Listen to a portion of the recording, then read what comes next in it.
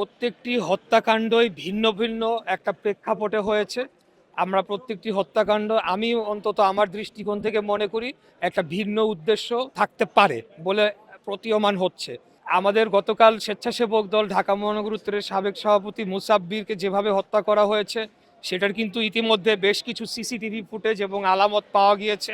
তাই আমি বলবো আইন শৃঙ্খলা রক্ষাকারী বাহিনী যাতে দ্রুততম সময়ে এটার আপনার তদন্ত করে তারা যাতে প্রকৃত দোষীদেরকে চিহ্নিত করে বের করতে পারে সেই পদক্ষেপ তাদেরকে নেওয়া উচিত।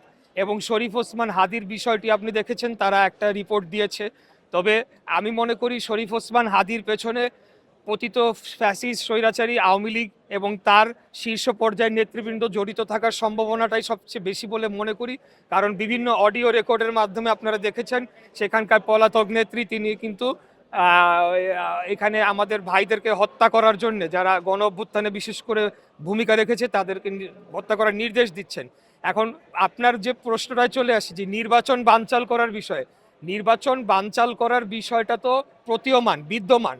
এখানে যারা বাদ পড়ে যাবে রাজনৈতিকভাবে, যারা এখন তাদের অংশগ্রহণ করার কোনো সুযোগ নাই, যাদেরকে জনগণ ঘৃণা করে প্রত্যাখ্যান করেছে, তারা চাইবেই যে নির্বাচনটা যাতে সুষ্ঠুভাবে সম্পন্ন না হোক, এটা তাদের মোটিভ। আর এর বাইরে আমি বলবো যে অন্যান্য যারা যে সকল রাজনৈতিক দল রয়েছে তাদেরকে এখন একটা দায়িত্বশীল আচরণ করতে হবে। বাংলাদেশে নির্বাচনের অন্য কোনো বিকল্প নেই, একটা নির্বাচিত সরকারের অন্য কোনো বিকল্প নেই।